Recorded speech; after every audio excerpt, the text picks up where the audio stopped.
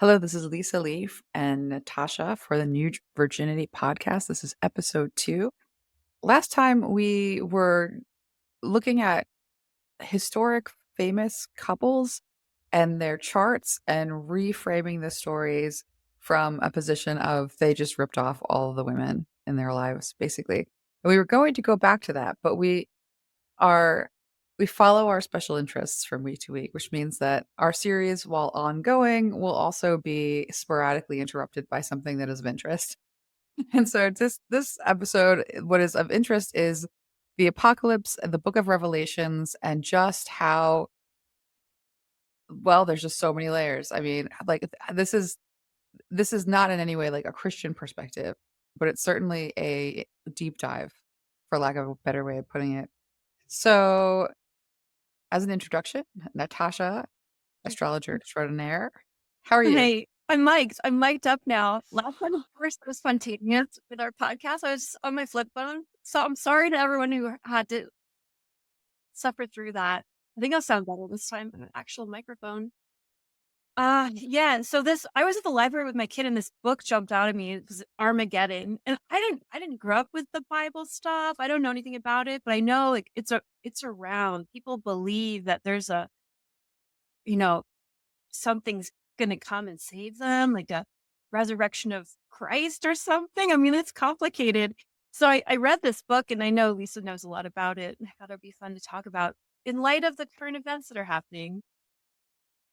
It's kind of amazing how much influence this story has on the current events that are happening, like everywhere. The way that like the uprising of fundamentalist Christianity, and I think when we look at the Book of Revelations from what I sort of think is a panoramic sort of a view, and then we like put that up against the fact that there seems to be a ongoing willingness to kill hundreds of thousands of people in the name of a story where like entire groups of people are rallied around this notion of a second coming of Christ as being initiated by some holy war in Israel.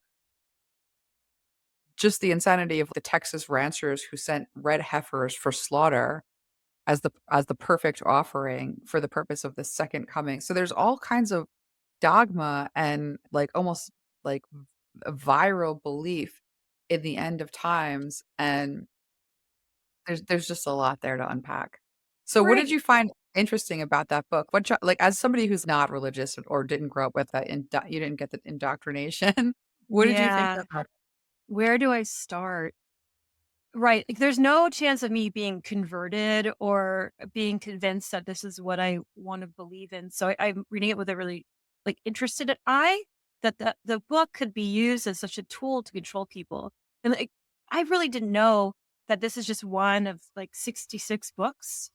Like the Bible's many, many books. Is this the last one? This is the end. It's the like one that has the horror action adventure genre, which you don't find often. I mean, you find there's lots of war because Yahweh is essentially a war god of like the Canaanite pantheon. If you go all the way back, that's who that ends up being. And so there is this flavor of, well, I think all monotheistic gods are going to be in one way or another sort of confrontational, given like the conquering aspect that they embody. But it is the most riveting, I think, of the collection that they canonized. I mean, when you go outside of what they canonized, like, then we get real adventure and real mythology and zest and flavor, and not that the Bible doesn't have that, but it is suffocating under literalist interpretation most of the time. Yeah, I guess it came to be in the canon like slowly. If you like some people would quote it and some people would think it's too materialist, it doesn't make sense. That's what surprised me that most of the books were written in as Jesus the apostle, something like that. Like that let me look at my Uh, notes. like Witness, sort of, but, like, a lot of people it's interesting because a lot of people think the Book of Revelation is just like an acid trip. Well, not acid, but given how heavily the early Christians used, psychedelic drugs, in fact, like, given how heavily, like, religious practices and psychedelic drugs were, like, one and they went hand in hand in, like, pretty much every culture before the war on fun experiences that fall outside the realm of dogma. But the facts, as I see them, like, when I really look at it, is it's a coded letter. Everything about the historical backdrop makes me think it's a coded letter. And I'm not the only one who thinks this. I did some research, but the book of Revelations as it Well, first of all, stands. like, what does it say? Like that, like to tell the readers, like, why is it so strange and why is there so much horror? Like that's the thing that Jesus of the Gospels is preaching peace and service and love your neighbor and don't worry about what you're wearing, what you're eating. And then the Revelation talks about how there will be a wrathful God, wrathful Lamb of the apocalypse will come and save all the slaves of God, all the believers, and they'll live in a city of gold with gates of pearl and this wonderful life of salvation. And it's like a prosperity gospel. Well, after a long and hard war and battlefields after battlefields, you get to go home and be king in the castle. It's that's the heart of it. But the book itself, because that's the heart of that kind of message of salvation and that kind of message of arrival. Like you have arrived when you have a good piece of real estate in a very affluent, like shiny, good metals place, and a position and a status, and you're the son and child of the king and queen. This is a hierarchical fever dream to a certain extent, but it's also where all status comes from, where all of our like value systems come from in one way or another, and where competition and like a lot of the darker stuff comes along too. But the Was that written? It's like John of Patmos wrote this. So it's Apocalypse of John. And like, he doesn't mind wealth and domination well, as long as apocalypse that belongs to him and the slaves. Like it shouldn't well, the belong to thing the is kings. it's fascinating though because it's the worship of kings and yet it's a religion that or it's a belief system that like sprung up around rebellion and anti-empire. Right. Even though it became the dominant belief system of an operating empire, the one that we're actually in. Uh, because it's the spiritual backdrop of everything that kind of filters to the front in the way of a conscious experience. Yeah, it is like a white supremacy doctrine Oh, almost. absolutely, absolutely. Well, it's not it's a supremacy doctrine, like, writ large, period. So, supremacy is it's an energy, you can hold it, you can wield it in the world, you can just become supremacy as you walk around identifying with it as yourself. But it's a type of way of being in the world where everything that you look at, it's in relationship to whether or not you are, like, higher or lower. And if you're lower, it's aspirational. And if you're higher, it's this is where I need to be. This is what it means to be in any room, in any conversation. It's a dominance to it's a drive to dominance. Just like it's such a it's like a refrigerator in the backdrop that like nobody thinks about. But if you're comparing yourself in any situation, you're playing the game. If you find yourself in a room full of people and there's any kind of level of even like the whisperiest comparison going on in your mind, where you like identify that that person is wearing like pink flip-flops in the winter, like, whatever it is, and there's a little bit of me, you know what I mean? Like, that kinda, like, perfect that's gonna be like that operating system, it's an operating system of supremacy when you have hierarchy, when you have the goal is, like, a tippy top one, and everybody else has to clamor towards, like, proximity to power, proximity to love, proximity to, like, God, and the promise of the gospel, which is, like, very Jesus side of it, is that we don't have to be in this race, like, we are one. We like, Jesus was like, "I and the Father are one." And he was clear about that, and people understood that pretty well, and that's a solid doctrine if we come down to where we are in terms of just, like, a belief system around, like, nature and ecosystem. But I can run down, like, what I remember from the Book of Revelations. I haven't read it in I don't know, a couple of years. Like, maybe not years, but well, probably 5 or 6 years. There's just like there's things in it, like symbols, like the Whore of Babylon is a symbol. Like the Uh-huh. John of Patmos says the Whore of Babylon is disgusting. She's covered in jewels and rubies and gold. Yet we will have those things if we are followers of God. Well, the Whore of Babylon it was like slang at that time, and not even I wouldn't call it slang, but it was like you there were all these symbols, and people talked in symbols, and people talked in, like, rhythm and rhyme.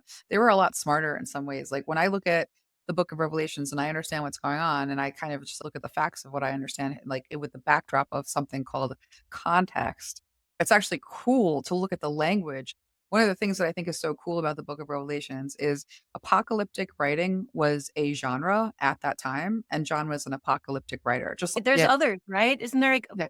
Apocalypse of Daniel? Is it Oh older yeah. one? There's a lot of books of Revelations that didn't make the cut with the empires like working through all the empire with the Council of Nicaea took everything together and they decided what was going to be perfect for the Church of Rome, aka the Roman Catholic or So is Roman. that the coded letter? Does it code? It's talking about the fall of the Roman Empire and the rise of the Holy Roman Empire. It's talking about it's actually sending a message. It's a sermon. It's a really cool coded sermon. So if you understood how mythology and scripture was interpreted back when, and even like what it meant to interact with the written language at a time when it was like the train, it was like a internet, it was like a whole new phenomenon to really have this interaction. The word was so praised and valued that like the word of God, and then all of our like deference to the word as like a power comes from this like magic of being able to read and write. So like we take it for granted, but it was a really cool technology that probably was around way longer than I realized. So it wasn't really new, but there was this worship of it as a medium. And so they had the apocalyptic writers, they had these books of revelations based on astrology that everybody pretty much agreed on. They would have all kinds of prophetic, like everything that we see, like with TikTok and people being like, and then we see with the astrology that we're going to have some kind of 250-year-old, blah, blah, blah. They had their versions of that where they would write these things. And so they had a foretelling of I think like a ruler who was going to save everybody. And this was repeated in oracles and all different like belief systems had their own version of this writing that they would pass around. But the way that they understood scripture or the way that they understood these mythology and the way that they even transmitted oral tradition or storytelling, even in written form, was very much symbolic because they understood this stuff to be like all a divination tool. There was no literalist thinking. They didn't have the reason, like the age of reason, all of the scientific, everything was still very like infused with like wonder and imaginative and intuitive energy. And to the extent that they had been deducing things down and deducing things down and deducing things down, that's the beginning of that essentially. And these letters, like this letter in particular, seems like a beautiful piece of poetry talking about the exact time that they're in and giving a great message on anti-emperor worship. Because it's crazy to read the other books and then read this one. At like the other story, and there's Jezebel, who's a prophetess in the church, and for some reason Jesus is gonna kill her children. Like, doesn't he would never do that? Like, that's not the Jesus I know. Like, this is some like wrathful, mean, murderous Jesus. So that's what's weird. Like, how can anyone That's very think this is part of the genre and not symbolic of something else? Well, I think that they used characters, and I think that they even spoke with in the same way that, like, a tarot card will mean, like, different things that you like, the King of Swords has, like, a basic meaning, and you can apply, like, a whole bunch of characteristics to it, and then put it together in a story form to kind of, like, show a picture. Like, in that same way, there were certain characters representative of different things, that were analogous to each other, like, that the gods were, like, different names, and then they would just appropriate as they would conquer, they would appropriate a different god and goddess and to their own belief system, but it would be like, the god of fire is the god of fire, just has 2 names, and so they had this understanding of what it meant to work with language and themes and concepts and characters, where it's more than just about the person. In fact, it's not really about the person, it's about these symbolic archetypal features. And so John's letter to the churches is so perfectly a coded letter in a way that is like poetry, in my opinion. And so if you think about the fact that so the book of Revelations, to those people that haven't read it or don't know much about it, it's an apocalyptic war story because it was written at a time like during like it was let me my notes I can Was find. it during Nero? That's what I was wondering. When Nero was ruling Rome, he was a It was super violent leader. well, I have the Domitian Olympic Games as being, like, very specifically, like, what John was kind of using as a guide to tell a bit like, a better story, put a better ending on it, make a point about empire. So the empire the Caesar I guess is Domici? Oh my gosh, I'm so bad with the names. This is my, like, Achilles heel. The Domitian Caesar. So Caesars at that time would have people worship them, and they considered themselves like a son of God, and they considered themselves the answer to prophecy. And they had all kinds of like ritualistic stuff and pomp and stuff like that around what it meant to be worshiped. Like they would have like their own holidays and stuff like that. So, for instance, I think it was Augustus who held his like 12 days of Advent as celebrating himself as like this like God, the Son of God, come to save the world.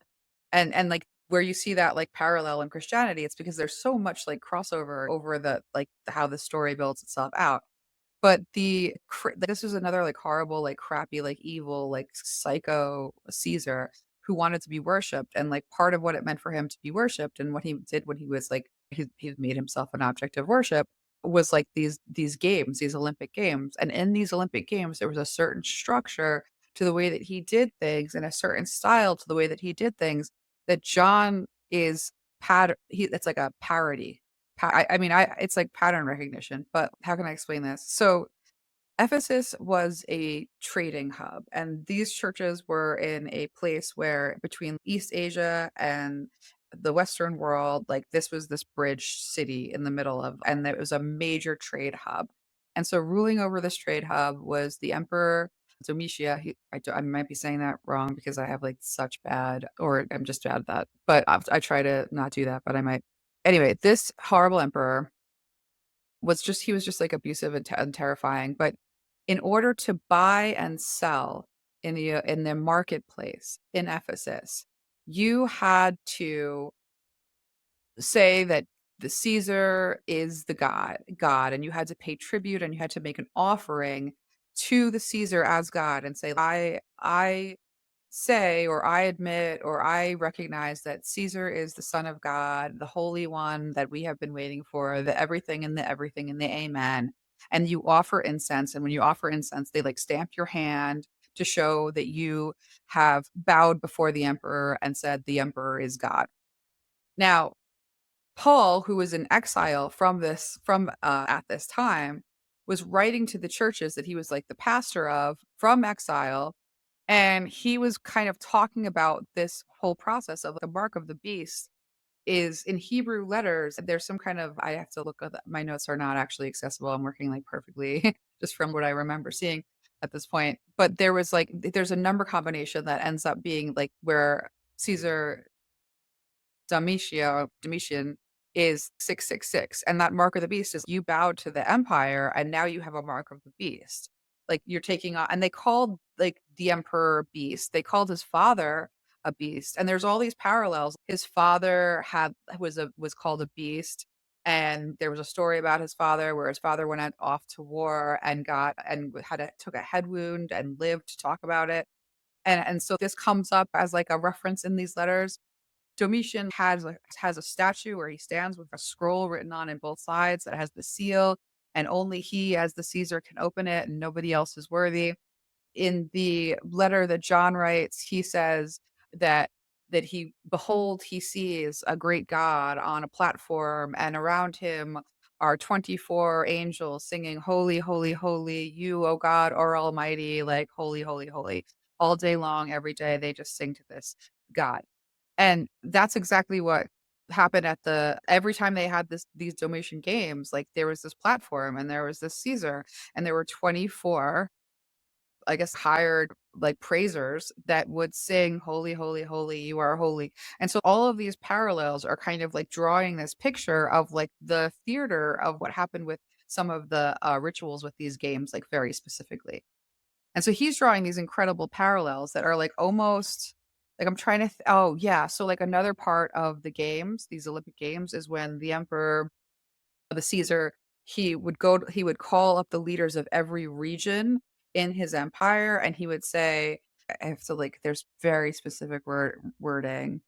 Basically, he would something along the lines of leadership of this region and this area. Like, I see the things that you're doing that are good, and I see the things that you're doing that are bad.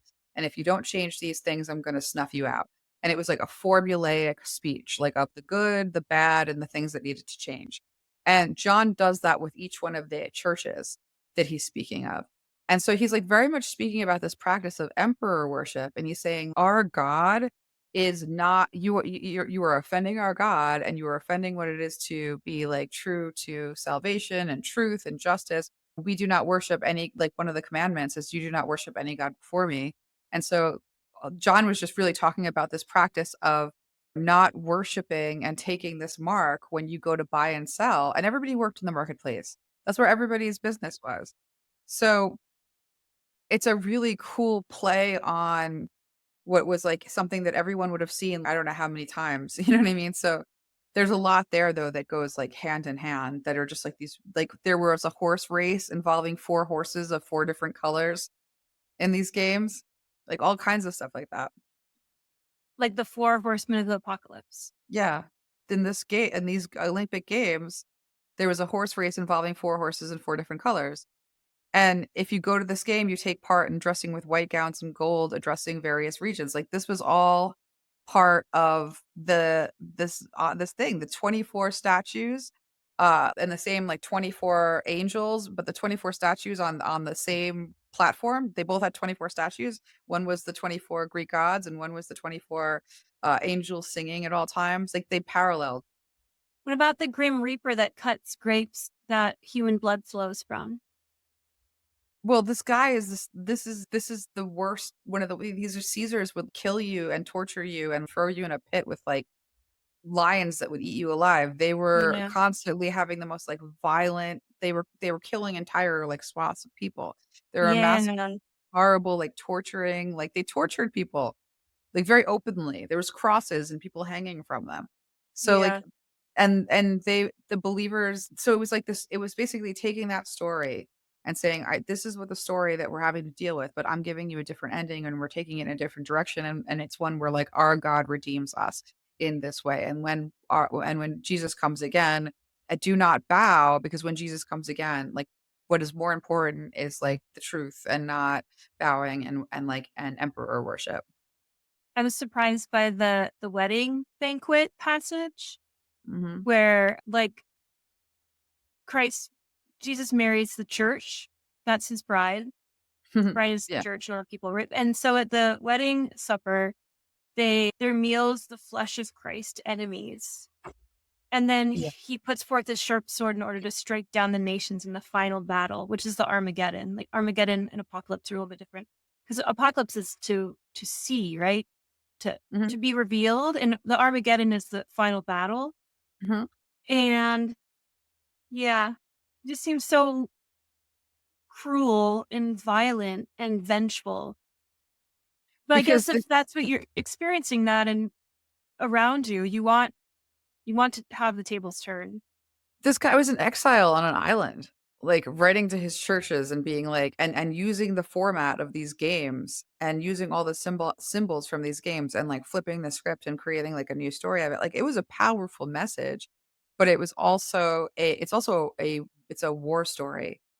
And in the type of style that was this apocalyptic style, like, he knew what he was doing from, like, a what we would call, I think, an artistic perspective, or even just, like, subversive communication in story form. He's sending these letters, and they have to somehow, I mean, there's, I think that they're pretty obvious, but he's doing cool things with it. But what he's not doing is instructing the United States evangelicals to have a genocide in on Yeah, behalf of, that's the like. thing, like, how does that translate? D.H. Lawrence wrote his last book was called Apocalypse because he was so obsessed with this, and there's this one thing he says that, like, Jesus and Paul were very confident and self-sufficient, and they could walk away from possessions and powers, and so could their Jesus' apostles, but Patmos D.H. Lawrence says he's weak in his soul, and that's why he's so, like, vengeful and wrathful and angry, and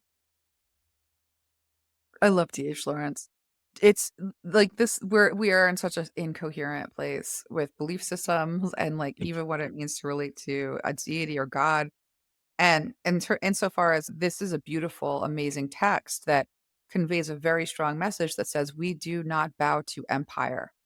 yeah. We do Yeah. not bow to empire. You do not You don't see deify him as empire. weak in the soul and against what Jesus and the apostles say. You see him as strong and righteous and, like, a I revolutionary. Yeah, I think he's a revolutionary. I think it was a revolutionary document. I think it was a war story. And I think that he did a really good job of making these cool parallels in order to bring this very, like, powerful message to his people that, while addressing, like, it was so creative, like, while addressing them about specific issues, like, that he felt were, like, unacceptable.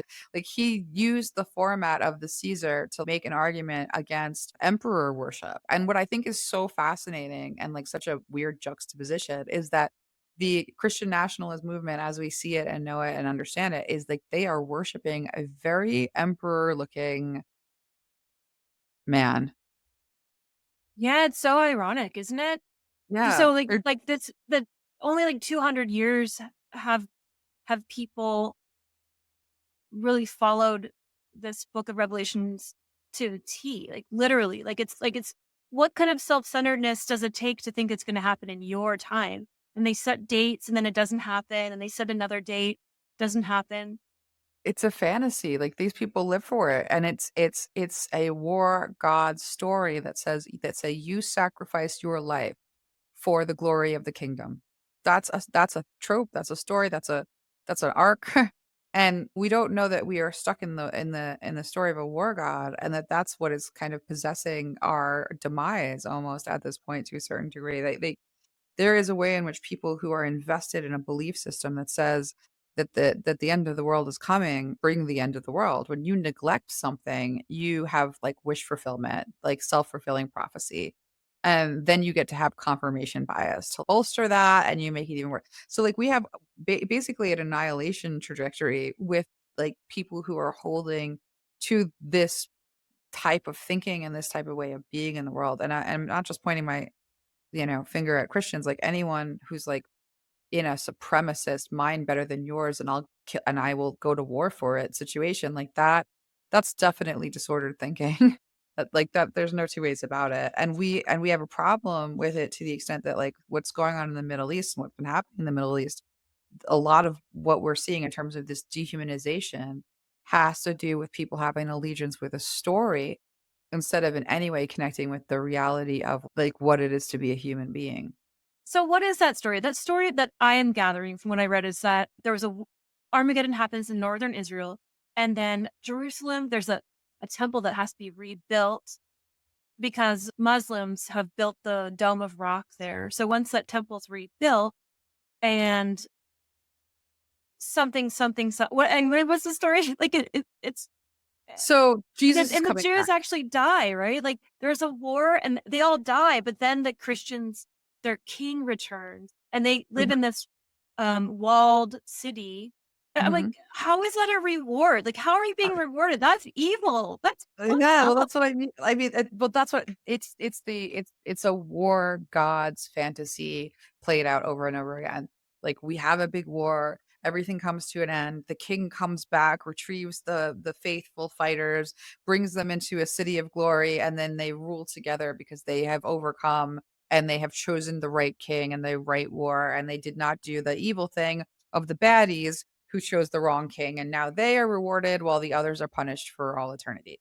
That is the story of a, like, war god energy, like, competition crazy, like, sports with people's lives, and we have had so many hundreds of thousands of years, like with the crusades and manifest destiny of, my God is giving me the right to force you to come under the dominion of my belief because I'm gonna get to heaven, and I'm gonna have a crown, and I'm gonna have jewels in my crown for every person that I forced into Christianity or manipulated into Christianity or convinced into it. It's about conquering lands. It's about conquering others and their space and their process with a story that, like, that they get you to pledge allegiance to, and they move up in the ranks. Well, they And were so, rewarded with world dominion, no more death, and like they get to eternally worship their God. That's for at, being murderers. yeah, what ends justify the means by letting hundreds of thousands of people die because it's God's will. But over, like, the long haul, the bloodbath count is, like, all the indigenous people that, like, all the colonizing, all of the manifest destiny, all of the conquering, all of the, like, dominion over women of by men, like, all of the slavery, like, every single thing is justified by this doctrine of ends justify the means, like, competitive belief take over. And it's not like a small thing. I think that Christians love to sing about their persecution. No one really persecutes them, but I'm starting to think maybe we should start. We should maybe a little bit. Maybe there's a little bit of persecution would go a long way in terms of get your head out of your like bottom. So what's the You're connection between the evangelicals and Trump and the apocalypse they're worshiping and revelation? they're worshiping an emperor. So the book of Revelations, which is actually a book about not worshiping an emperor, they're worshiping an emperor. They're worshiping a story about dominion over the earth and themselves as rewarded and a way of escaping all of the hardship that we have to endure as people because we're under an empire's tyrannical rule because this world is not of us. Our God and our world is elsewhere. We are just here but a minute we are here to and meanwhile they like taking dominion everywhere they freaking go, like busting into people's houses and telling them how to feel and think. And each sect, it's interesting because all of the Christians, like what's so interesting about this like end of the world doctrine and everything, the Mormons don't believe that the evangelicals are getting in. The evangelicals don't believe that the Catholics are getting in. The Catholics don't believe that the Seventh Day Adventists are getting in, or whatever the heck it is. Like every single denomination, at least at one point or another. I mean, even if you look at like Northern Ireland and the Troubles, we're like we're the only ones. There's like a group in Texas called Surprised about that too, that there's so many groups that believe this. I thought it was just yeah, like one little splinter, like was the Branch Davidians or whatever, and they were exceptional. But it seems like almost all of them do. It's yeah, crazy to me. all of these every single Christian group that exists on the planet has most of them anyway has their own version of believing this, but like a solid, I don't know, 70% at least believe that their little group to the exclusion of others is going to get the kingdom. They're the ones that they're the chosen. Like there's a Church of Christ group in Texas that they're like, this is us. Everybody else going to hell. Everybody else eternal damnation and punishment and torture forever. And when you think about a group of people that like they're like, I love you, join my group, but what they're willing to do to you for like daddy's favor is burn you for all eternity for your disagreement of like their father's like point of view. It's not that they would want everyone to join together in the paradise. Why just them? Why? In in theory, Oh yeah, everyone joins what they believe. the And it, supremacy of their belief. yeah, how could those different, I mean, this is how little I know. Like, how could they even be different, Seventh-day Adventists from Baptists, like, or Protestant? I don't even know how their beliefs can be so different reading There's the same book. like dumb things. And that's why the interpretation of the Bible kind of goes in a bunch of different directions. It has a whole bunch of different branches. The fact that they each think that theirs is the only and good luck to you burning in a river forever for your diversion from my version. It's and again, it's not all of them, but a nice big chunk. The interpretation, and that's why when I just kind of like reading that book of Revelations, and this is somebody other people have done this work where they kind of look at the dates and they kind of look at the times and there are Christians who will argue and be like, no, that date is off by 55 years. Like, how do you know? Look at all these other things that like make sense and everybody else agrees. So you're an idiot. But there's a lot that like goes into like the scholarship behind all of this stuff. And you get to choose your own interpretation. You can choose any interpretation you want. You got a But Bible is in it front of only in the book? Is it only that Jesus returns in the book of Revelations, or do they talk about it in other places? well, I mean, the rapture is really interesting because you don't even see a mention of the word rapture is nowhere in the book of Revelations. It came about in 1830 something or some Right, Darby or something. I yeah, read about that too. he's a Darby something. That's his name, Darby. He put together like a couple of verses from it was like a Thessalonian, and I don't say Mm. anything right. And Revelations and like one other spot. He like cobbles things together and creates this like glorious new scene of the rapture. And then the rapture becomes like everybody's like, absolutely, that's what happens. That we're gonna add that to the story. We're going with it. We're gonna run it. We're running with that all the way till that's it now. But the rapture but there is like I think common is like the final rapture, but like new is like the rapture before the rapture of like, the favorite ones. If you're in the favoritist favorite group, you get raptured first. And then those that weren't the favorites or they got it wrong, they get 7 years of like misery and torment to get it right and apologize. Like kind of like a Inquisition torture scene where, oh, do you love my God? I'm going to pull your tongue out. And like that 7 years of tribulations where everyone suffers because you got the wrong answer on the test about our favorite daddy. You know, and it's so crazy. I mean, that's how it like sounds to everyone who's not like of that ilk. But so yeah, but that whole rapture state is like brand new. And so yeah, you like this notion of like, you get to determine the interpretation and like you work out your salvation if you're in trembling. Who decides on the interpretation? We're like they're like, yeah, kill them all. Let's take the back the temple and bring the red heifers and sacrifice them with the blood on the ground. Yeah, let's kill an entire population of people. Doesn't matter. God's will. Like who chooses? It's so With crazy. It's essentially a story, a parable for a political crisis, right? It's just a story. How that became so consuming, like it consumes people's lives and oh, dictates their they're ready forever. They're gonna yeah, get their willingness to slaughter. And that is baffling to me. That's why I'm so interested as an outsider to learn about this because it baffles me psychologically what happens to people and their behavior from just a story. it's Because it's crazy. prophecy, it's like word of God.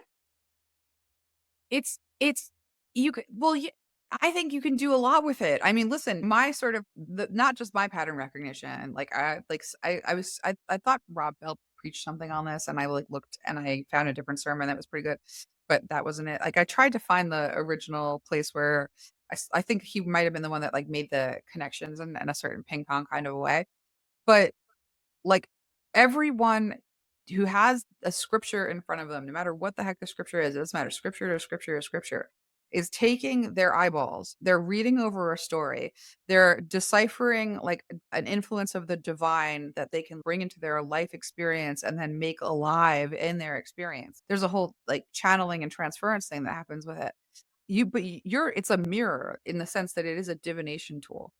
And so you can look at any verse, you can look at love your neighbor, and you can interpret that as love like everybody as I love myself, or you can interpret that as love your country as you love yourself. You know what I mean? Like there's a million ways to kind of look at these things, and there's a million ways that people do look at these things. But the fact that anybody would choose to look at these things and say, my belief is the best, me and my people that have this agreement are going to be glorious in heaven forever and ever and ever, while everyone else on earth suffers horrible hell. That's an interpretation that like I would never personally choose.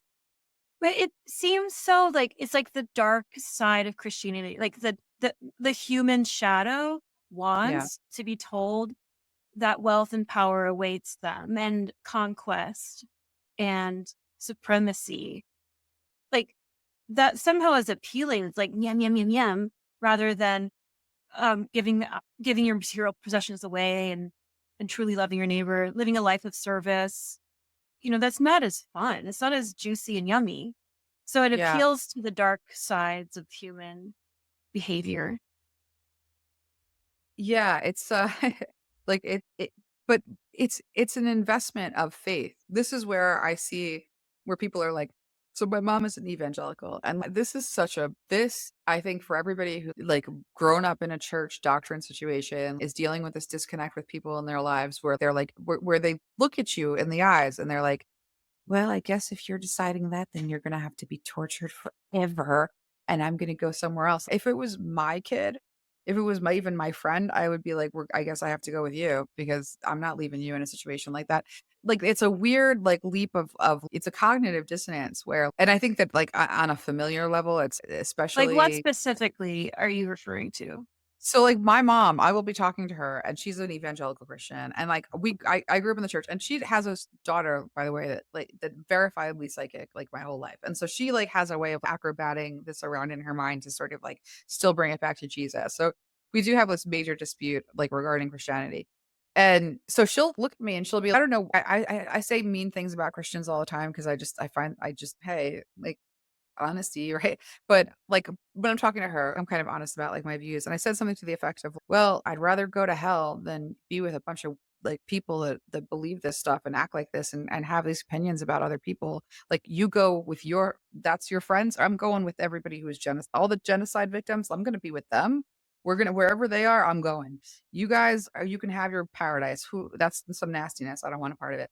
And she's, well, you may have to. You may have to suffer and burn with Oh my them. God. And I was like Like, and you're I was my like, mother. yeah, and I was like, "What do you mean?" I like and she's like, "Guess you'll have to find out." But it was like this little twinge of like she had like, it's like delicious. I guess Superiority. you're like, yeah, like you'll Her see. allegiance to the church is comes first before her allegiance to her child. Yeah, well, that the church says like one of their big indoctrination like punch points is like it doesn't matter child, anyone, doesn't matter the relationship, the circumstance, you put God first. You put God's word first. You put the belief in this story before every other person, every other thing. And that to me is like a really good example of what I would call demonic.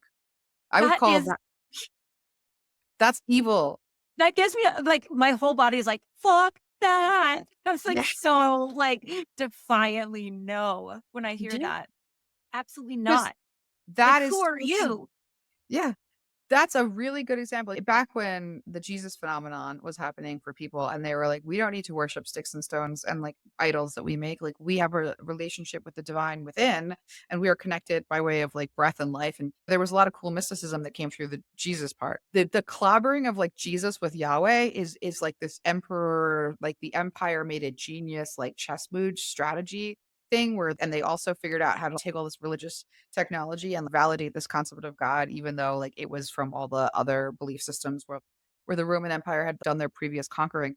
But Right. uh, So Roman Empire that took this book of Revelation that was criticizing them and they took it as their own tool. Because that mhm, happens, right? Like the right yeah, takes the rhetoric of the left and then mhm, uses it for their own benefit. That's so interesting to me.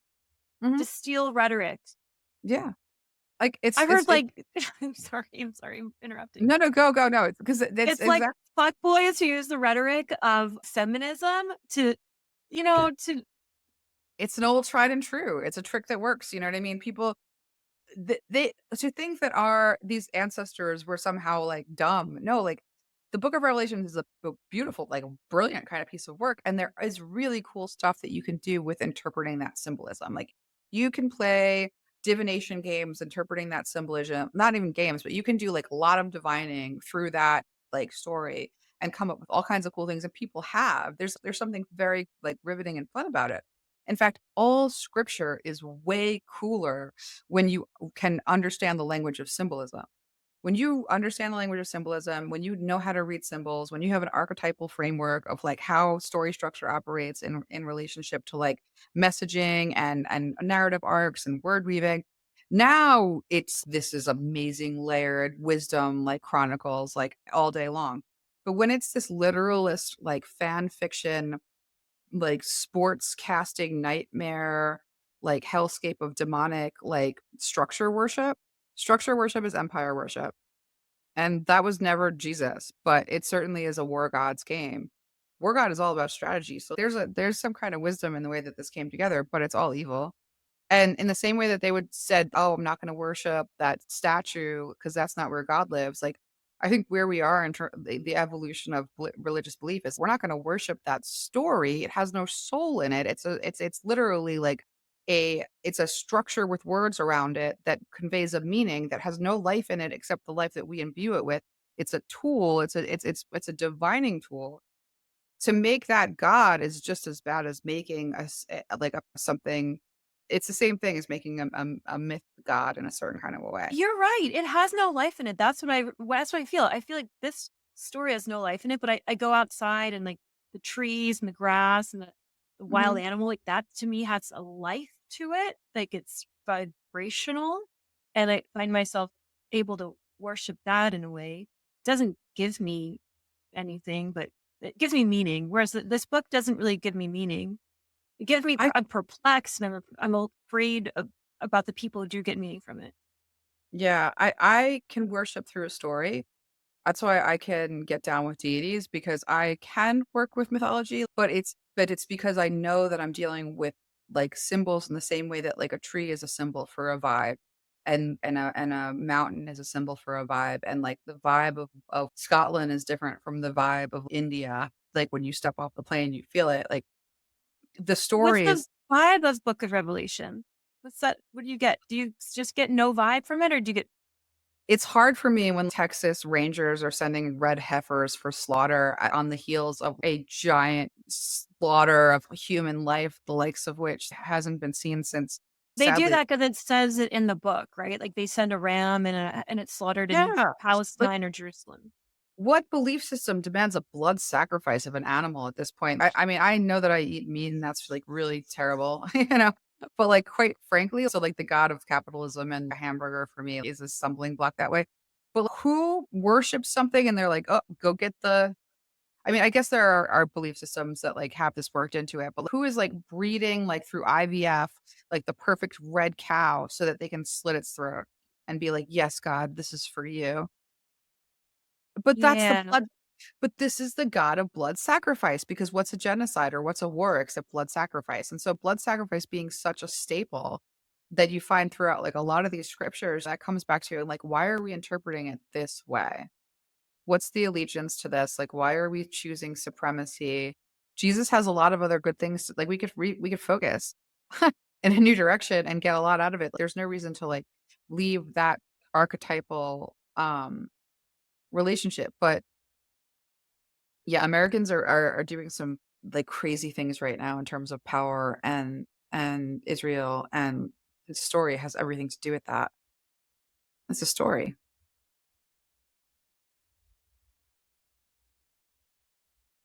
That's why the And US funds this war. right, and the story broader beyond the Book of Revelations is why we have all the division in our country as well. Like, we have this war between, like, this false god, in my opinion, because it's made of instead of being made of stone, or wood, it's made of story structure and paragraphs, but it's still the choice to interpret the tool in a way that is against community is the meaning of Antichrist, as far as I'm concerned. And the Book of Revelations is all about this being the Antichrist. And for even like when you come down to this notion of like church, like Christ marries the church, Christ marries community. Community is divine feminine energy. Like Christianity and like patriarchy and the Roman Empire like etch a sketched all divine feminine aspects of God, like, out of the world to the extent that they were like they that's what they did because they wanted to replace it with this counterfeit. But the bottom line is, like, Christ consciousness, Christ as a symbol, Jesus as a symbol, even if you're gonna get, like, theological nuts and bolts from, like, an apologetic point of view, like, Christ as a symbol still is the child of God, that trinitarian representation of us, basically. And so this notion of being against community is the literal definition of Antichrist. And that's what all of the division does is like against other people. You're going to be my enemy because of the supremacy of my belief system based on the story that I'm holding above your life. Yeah. Pisses me off. We're in this conundrum because of this particular book and where there's war, it's another version of this. Yeah, Mary Daly, Mary Daly, I love and her. she's good. And she said in which book was it? I don't remember. Do you remember? Which one? I just have Oh, Beyond the God and the Power. Father, beyond God and the Father. She says that Christ returns in the consciousness of women, Oh, hell yeah. right? Because Come it's here metaphorical. anyhow. Huh? It's the metaphor, right? It's not actual. There's not an actual rapture. He's not actually coming here, but he returns. Well, the divine feminine aspect of God has, like, always been with, like, the Christ attributes and the Jesus attributes. And when we're able to, like, not be, like, obsessed with gender in a way that is not healthy, we can see that Jesus is in divine feminine energy in the way that he operates. And so Sophia, wisdom, that's the divine feminine aspect of God. Asherah was Yahweh's wife that was kind of written out. The return of divine feminine aspect of God represented on earth is the second coming, but that's not a person. That's going to be the last shall be first.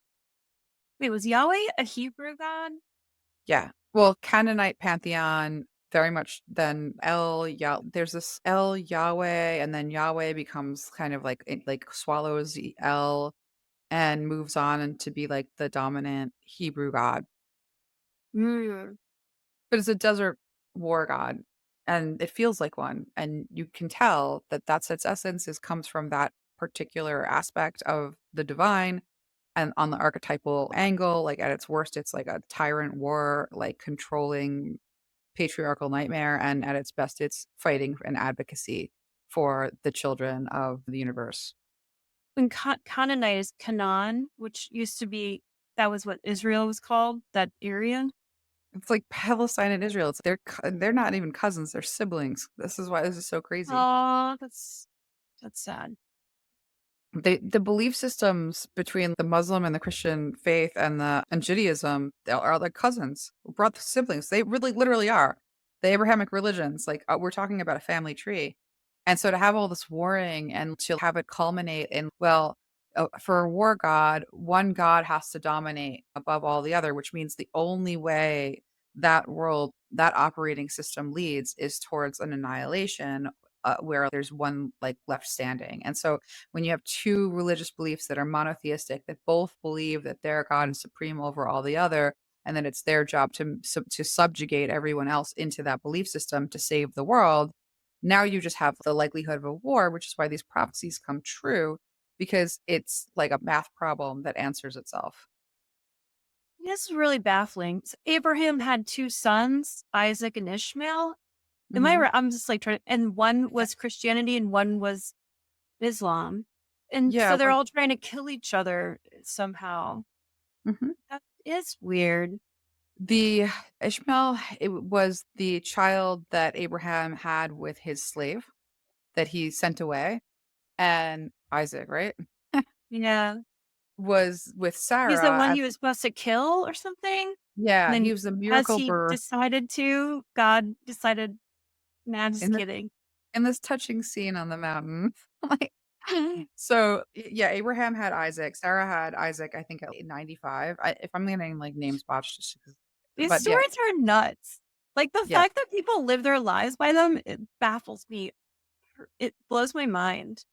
They believe it like it's the truth of all truths, and they reinforce it to each other. It's like a spiritual psychosis that's constantly being reinforced, and a belief system that like is being invested in to the tune that like they're using religious technology that works. Like I was trying to But is explain it to the my mom. lie they believe? Like, do they actually believe it? Or is it like, oh, this is like, we all are in agreement. We know it's not true, but we're just going to live our lives under this precepts. It's I'll tell you exactly what it is. So I tried to explain this to my mom. So religious technologies, religious technologies, religious technologies, religious technology. I could prove this all day long. I could prove this with charts. I could prove this with graphs. I can prove this with tiles. I can prove this with colors. I can prove this with shapes. This is just so like once you've been in different places with different belief systems around different people practicing in different ways, you'll notice that like that feeling of holiness, that substance of God holiness feeling accompanies certain types of behavior as passed down generation after generation after generation through all of the belief systems. There are certain things that hold true. Pretty much every belief system, no matter the language that they use to describe it, has a form of prayer.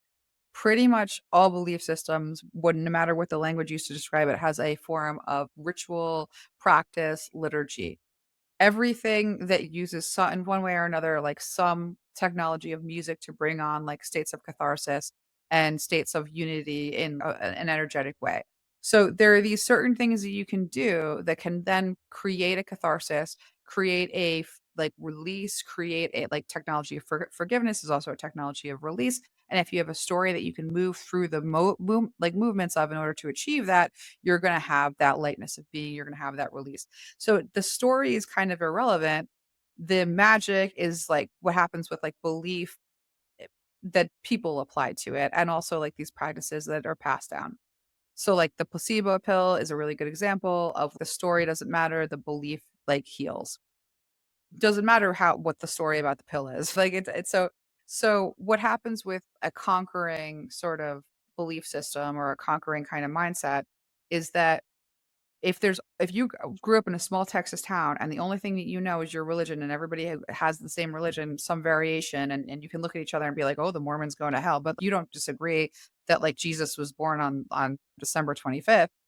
If your worldview is like that, that every single time you go to church and you have this cathartic experience, like it validates or reinforces the belief that goes with it, that is the story that it's one God and it's one God who is releasing you from sin and giving you the catharsis of forgiveness and allowing you to like have that like lightness of being. You associate the release and the catharsis and the spiritual technology's effectiveness with the story, and then you pledge allegiance to the story, which is why there are people willing to go on jihad for that feeling in the same way that there are people who will send red heifers for because they have had the feeling and they know that that's God. What they aren't taking into account is that feeling exists through all belief systems in all different ways, through all different expressions, and in a very like wide variety of like technology kind of like it's just everywhere in one way or another.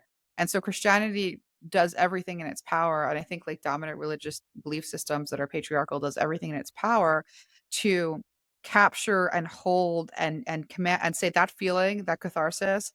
If you think about confession and then you think about talk therapy, oh, but for the longest time, the Christians had this monopoly on confession where, oh, it's definitely God because I go in there and I get to talk about myself and I hear a compassionate response of kind regard. And then I have an alleviation of symptoms.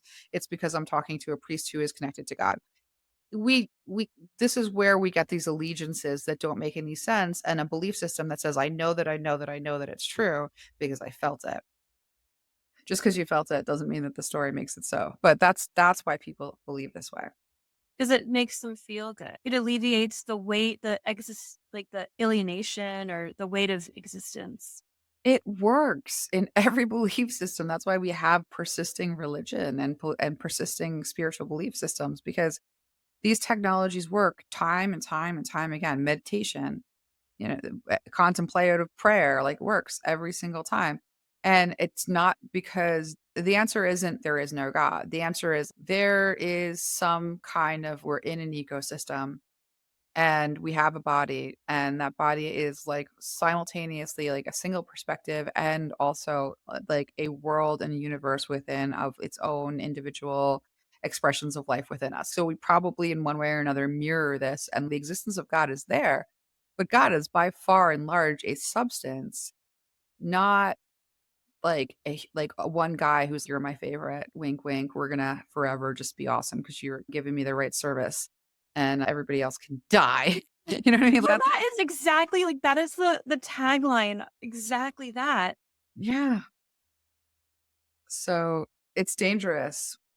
It's the heart of all like evil seems to be this particular story has been sacrificing, blood sacrificing in every direction. And it's like seeking to sacrifice the earth itself to make its cataclysms like true. Right. To justify the cataclysms. Like, see, told you so. He's coming to save me. Yeah. Look, all the weather patterns. It says in the Bible right here that there will be storms and wars and rumors of wars, and there's storms and wars and rumors of wars, and I'm right and you're wrong, and my God is right and you're gonna die and burn. You know what I mean? This is the spirit of it, and they're taking the Jesus technology, which is all this mysticism, and like the Essenes, and baptism is like a pagan practice. It doesn't even exist like elsewhere. That's where it comes from and so they're taking all that stuff that is like really very divine feminine magic in terms of like indigenous stuff is like with the earth, of the body belongs to the mother, like the earth, this connection, that primal worldview, just sort of like basically appropriating it here and there. So people are having this like communal experience or they're having this like communal catharsis and they're having this shared belief. I forgot where I was going with that though. Oh yeah, but it's it's much bigger than that. So yeah. My prediction is where my astrology comes in. So when Pluto moved into Aquarius, right, where things are going to happen, we'll be there for 40 years, something, and then Pluto's going to move to Pisces. And I think that's when all the Abrahamic religions fall. This story will no longer hold any relevance. We'll finally have as many generations as we need to be like, that's ridiculous. Like, why would I ever internalize that and act upon that kind of belief system? It doesn't make sense. That's what I predict. It's possession. They are possessed by the word. This feeling that they keep on associating with truth is just a conquering spirit. It's a supremacist spirit. And it's really like the worship of empire and the worship of emperors. And it comes right down the pipeline from that initial like Roman Empire. Like the Roman Empire is now Christendom. That's the transfer, and I actually have, like, reason to suspect that it's all a noble lie or that it was conceived of as a noble lie. At, like, philosophically, the term noble lie, but that's probably for another podcast maybe, but the bottom line here is there are these Bible verses that are like, "Don't wear clothing made from 2 different types of fabric," as, like, a commandment, and, "Don't trim off the hair at your temples," as a commandment, and, "Don't trim your beard," as a commandment, and these are not practiced today. So, like, why is it that there's a whole group of people that are picking and choosing, and what they're going to practice is against other people in community?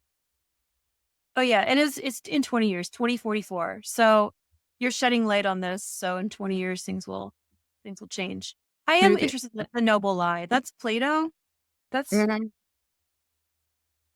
I think it's Plato. what is that? My brain The is like, noble lie was for in the Republic, yeah, noble and that law. I think, religion controlled the people, and it worked. yeah, it is Plato. My brain has, I put all this, I read and it just all the way in, and then I never know where it comes from. But I think that to people who do practice this stuff and do want to sort of do it right, why don't you choose a different interpretation that is not against community or entire communities? That's if you're choosing the war god and the war god's way and to like align with empire and empire's goals, then you're just that's actually Antichrist right there. Just point blank. So Yeah. What do you suggest? What's the interpretation you suggest?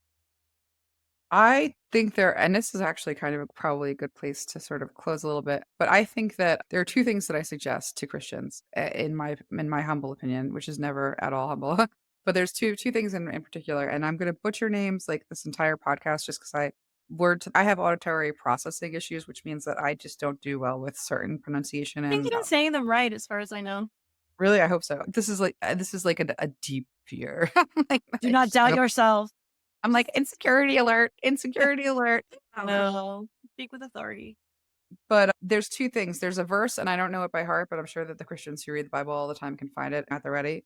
And that verse is along the lines of, I think Jesus is saying to somebody, if you hurt one of these little ones, if you hurt one of these like souls that I care about so much, like, then you might as well take a millstone, wrap it around your neck, and jump in the deepest ocean. If you hurt one of my little ones, like pointing to like children. That's a verse. Somebody can find it, and I might be butchering it, but that's the sentiment. I'm pretty sure that that's perfectly it. So there's that verse, right? Let's put a little circle around that. And then this is not a verse, but this is something that I came across that I never forgot, and it's this Till of Haughty, a Taino chieftain. So it's an American Indian, Native American, and I do apologize about pronunciation again. But while he was tied to the stake by Spaniards and waiting to be burned alive, the Spaniard was like, "Convert, and you don't have to be burned alive, and you can be in heaven forever and ever." And so he said to the Spaniard, Are you going to be there? Are you going to be in this heaven that you speak of?" And the Spaniard was like, "But of course I am." And he was like, "No, thank you. I will burn. I don't want to be with you or any of your friends. If you and your friends are going to be in that place, like, I don't want to be there. Like, I prefer the flame I because I hear him say, don't." he's like, I did not say no, thank you. Yeah, yeah. Yeah. He basically said to him, the Spaniard was like, "You can live in paradise with me forever, and you don't have to burn. All you have to do is convert." And this guy was like, "Oh, are Oh you like, no. you're gonna be in this paradise, and so are your friends? Like, I'm not going there. I'm not gonna go with people like you." So these two things together, I think, paint a perfect picture of where I think Christianity needs to evaluate itself, which is the way in which it's treating people, the way in which it's treated people. Like, take responsibility for your history and the way that these beliefs and stories have hurt entire populations and continue to hurt entire populations. Think about this in light of this notion of blood sacrifice. Think of this in light of what it means to hold energy and bring that energy into the world as divine energy. If you're bringing competition into the world, that doesn't feel particularly divine. My divine energies are very confident and do not require that kind of ends justify the means behavior on my part for me to prove that I am worthy of their love. So I would consider those things. And then I would also take that other leap and think about what Jesus said about hurting children or hurting people, period, like point blank, hurting another. You might as well take a rope, tie it around your neck with a millstone on it and jump in the water. That's what Jesus said. And then if the way that people react to your behavior is I'd rather take the flames than hang out with you, that's a little millstoney. So Mm, that's like my hard and true advice. that's good. Because they can pick any interpretation. Why are you going to pick the interpretation that is aimed at you being right and me being wrong? Yeah. With Good high talk. stake. Yeah. Genocide. What do you think? What's your last send away in terms of to the Christians, right? Or to the listeners? Like I've said a lot of can I talked a lot of shit. I kind of put them down during this episode. I don't apologize. I'm not Mhm. sorry. Good. I I like I have said that like to other people, like I feel so metaphorical about what Christianity is from what I know that I would say that I am a Christian because I like literally feel it in my heart somatically. Like I mm, feel this feeling of like Christ with his flame. Like, but I would mm, never do the things that these books say. Like I mhm, think that there's a long metaphor and a long line that stretches from us to the past and the future. And I don't think it involves these manipulation tactics mhm, that mhm. are empire building or domination building. He would never encourage that. And it's fascinating to learn about and it's scary. But we can't avoid it either. Like it's our whole system is built on this. We have to reckon with this relationship with the war god, whether we place our faith in its love or not. Because, like you said, that I think that, like, Christianity like, I can never shake, like, Jesus, even though I don't like the story that he's associated with. Like, I have a very specific relationship with that energy, and I think we have relationships with energies that we recognize as the substance of God that serve a purpose in helping us bring that substance into the world. Like, again, the story structures, like, have a divination template function. They are just meant to be like the tools, just like you cook with a spoon. You have a story that you're able to bring divine, like, inspiration through. So, like, these things in and of themselves are like beautiful ways of connecting to each other and connecting to the divine. And they just don't have to be divisive. We don't need to be in a fighting ring. We don't need to bring the energy of duking it out and I'm right and you're wrong and I can have to justify like this should be a playground where when the music comes on, we all have our own dance and we're still also dancing to the same song. Like we can do our own way without the confrontational nature of religious zeal just strikes me as so incoherent and at this point dangerous. Yeah. So, yeah, so there's a lot that we threw around there that I like. This is a lot different than the last episode. Yeah, well, last episode, we weren't sure, we were like, what we were like, "Is this the thing? Is it not? Do we prepare?" Like, my research was very on the fly, and I think if I were to go back for instance, I, like, went to the Antioch website just to be like, "What are they up to?"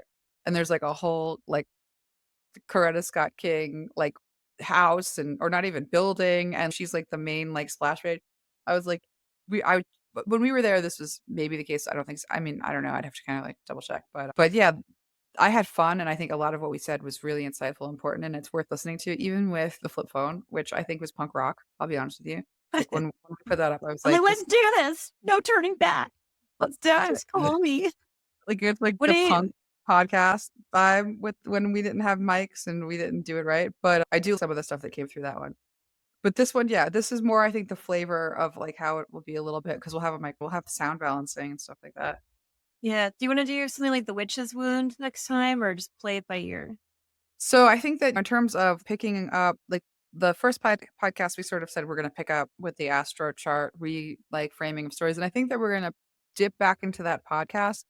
Yeah, I feel bad I Brings didn't finish the lovers, but I didn't have their birth time, so it was hard to. I couldn't do a synastry with Roosevelt's and their true loves.